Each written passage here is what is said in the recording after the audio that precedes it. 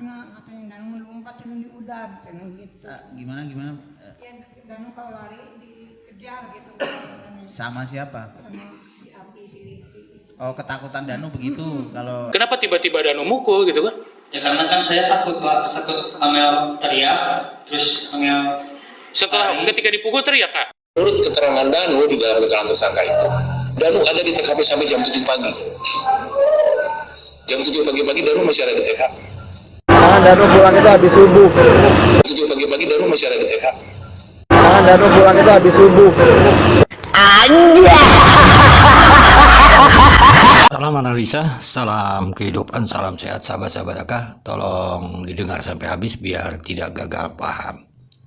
Jadi bagi AK, ya penilaian AK Rohman ini luar biasa sahabat-sahabat AK untuk mencari kebenaran di ranah persidangan ini. Kalaulah Danu mungkin menganggap PH-nya mudah dibohongi, kan seperti itu. Menganggap ibunya mudah dibohongi. Kita ambil contoh ya, Pak ATS mengatakan dahulu waktu November itu ya, di MBS itu sering AK bahas itu, mengatakan Danu pulang subuh. Berarti itu kan pulang subuh bukan berasal dari Pak ATS, berarti dari informasi Danu itu sendiri kan. Analisanya seperti itu. Begitu juga ibunya mengatakan di saat memukul Amel karena takut katanya. Kan gitu, dikejar Arigi, Abi, atau dipukul. Jadi ceritanya ini kalau dianalisa nggak masuk di akal gitu kan. Ya kalau Danu takut, kan misalnya kan ada sejam 2 jam itu dia di pinggir gerasi itu kan. Kenapa dia nggak lari gitu. Itu kan memahamkan, kita harus menganalisa rangkaian peristiwa. Ya dalam analisa kan mereka dibohongi karena sangat mudah dibohongi. Kenapa? Kebohongan dia suka dikatakan kebenaran sama mereka. Ini kan analisanya, faktanya.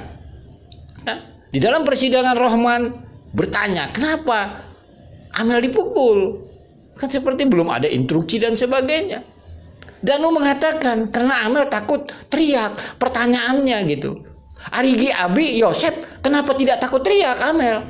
Kan akan menganalisa, iya mungkin Arigi, Abi, Yosep memang tidak ada di TKP. Jadi nggak perlu takut teriak. Jadi hanya Danu yang takut teriak. Kan ini asumsinya ke sana gitu. Begitu juga sahabat-sahabat AK. Nanti kita bisa lihat keterangan Pak Dir bahwa Danu mengatakan Ibu Tuti dieksekusi di kamar Amel. Tetapi setelah itu berubah, ceritalah dia tentang di ruang tengah. Nanti kita bahas tentang itu. Jadi di sini sahabat-sahabat AK, kita memahami Danu ini berbohong kepada orang yang suka dengan kebohongan. Itu analisa AK.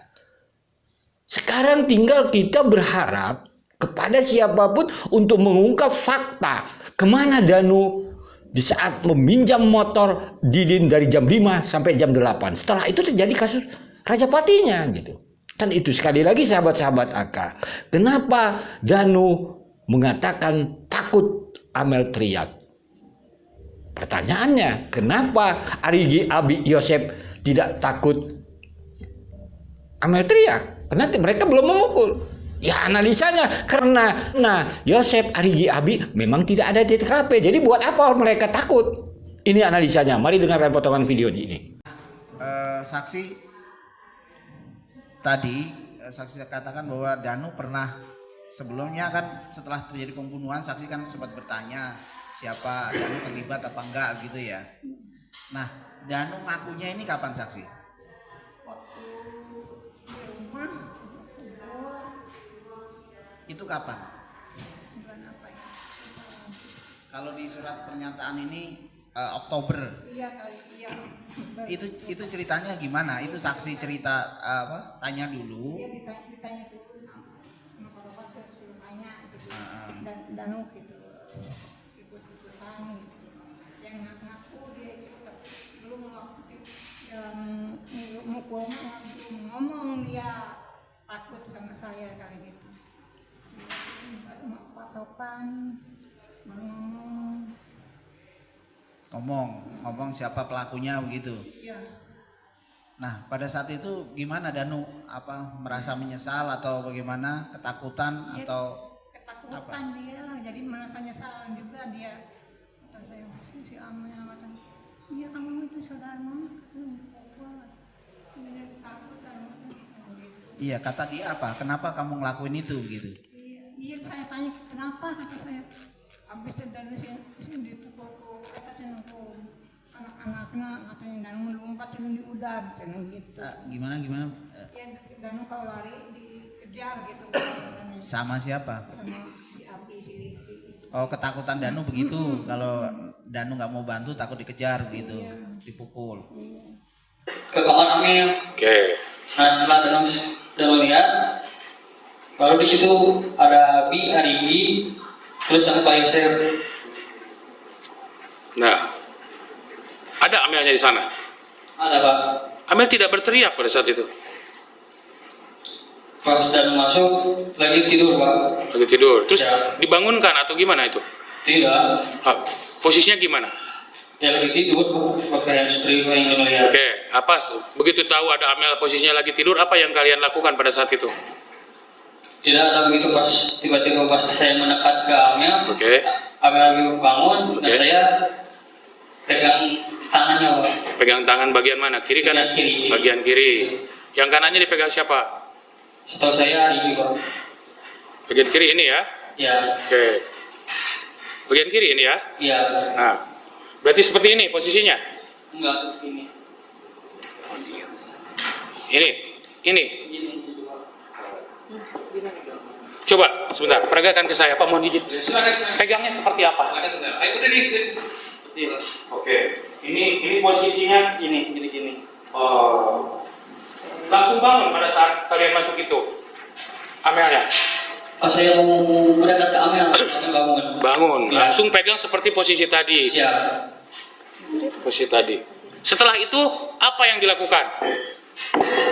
Setelah Amel menoleh, terus saya tiba-tiba spontan menyok gitu. Nonjok pakai Pakai tangan yang yang kanan. kena apa tuh? Kena mata. Kena mata bagian sebelah mana? Sebelah kanan. Sebelah kanan. Ke bagian mana mukulnya tadi? Kanan. Sebagian kanan. Ini. Ini. Kanan mata. Oke. Nah, setelah jadi pertama kali yang mukul Amel itu saksi Danu. Siap, betul. Kenapa tiba-tiba mukul? Emang ada yang memerintahkan untuk mukul Amel pada saat itu? Tidak ada, karena saya refleks karena takut melihat. Pak Yosef pada saat itu ada di mana ketika kan belum ada perintah juga? Siap. Kenapa tiba-tiba Danu mukul gitu kan? Ya karena kan saya takut Pak, takut Amel teriak, terus Amel Setelah ketika dipukul teriak Kak? enggak begitu pas itu agak sepoyongan baru bilang ampun Pak, itu yang dia. Nah, setelah pada